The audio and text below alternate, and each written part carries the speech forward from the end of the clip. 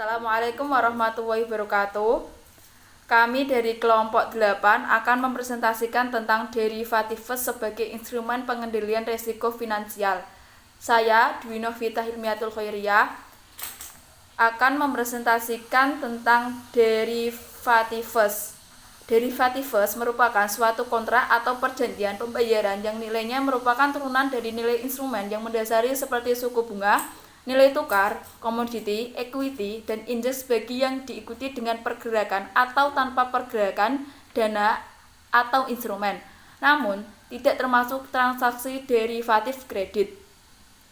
Dalam pengertian yang lebih khusus, derivatif merupakan kontrak finansial antara dua atau lebih pihak-pihak guna memenuhi janji untuk membeli atau menjual aset atau komoditas yang dijadikan sebagai objek yang diperdagangkan pada waktu dan harga yang merupakan kesepakatan bersama antara pihak penjual dan pihak pembeli. Instrumen-instrumen derivatif sering digunakan oleh para pelaku pasar atau pemodal dan perusahaan efek sebagai sarana untuk melakukan lindung nilai atau hedging atas portofolio yang mereka miliki. Derivatives itu merupakan nama sekumpulan instrumen finansial yang terdiri dari surat-surat yang mempunyai harga. Harganya berasal dari harga aset-aset yang mendukungnya. Artinya, dapat diperjualbelikan dalam pasar finansial, maka surat-surat kontrak itu berlaku sebagai instrumen pasar finansial atau disingkat sebagai instrumen finansial. Derivatives telah menjadi bagian utama dari proses pembuatan keputusan bisnis, bukan saja sebagai alat untuk melakukan hedging, melainkan juga sebagai suatu cara mengendalikan risiko finansial.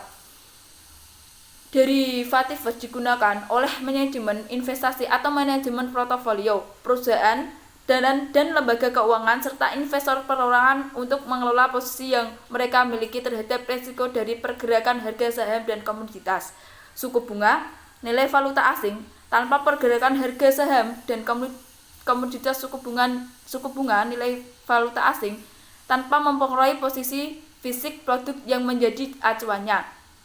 Terdapat beberapa alasan pengguna produk derivatif, antara lain: 1.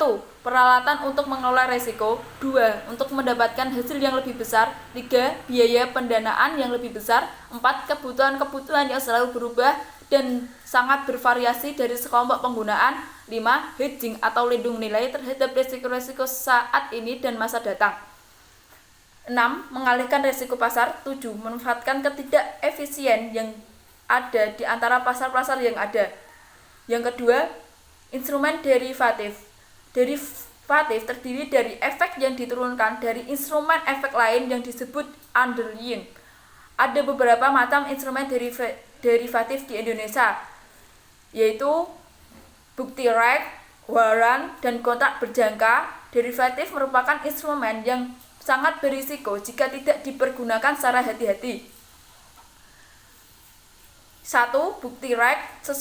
Sesuai dengan Undang-Undang Pasar Modal, bukti rate didefinisikan sebagai hak memesan efek terlebih dahulu atau HMETD pada harga yang telah ditetapkan selama periode tertentu. Yang kedua, waran atau warrants. Waran biasanya melekat pada saham sebagai daya tarik atau sweetener pada penawaran untuk saham ataupun obligasi. Yang ketiga, kontrak berjangka atas indeks efek atau indeks futures. Kontrak atau perjanjian antara dua pihak yang mengharuskan mereka untuk menjual atau membeli produk yang menjadi variabel pokok di masa yang akan datang dengan harga yang telah ditetapkan sebelumnya. Yang keempat, opsi atau options.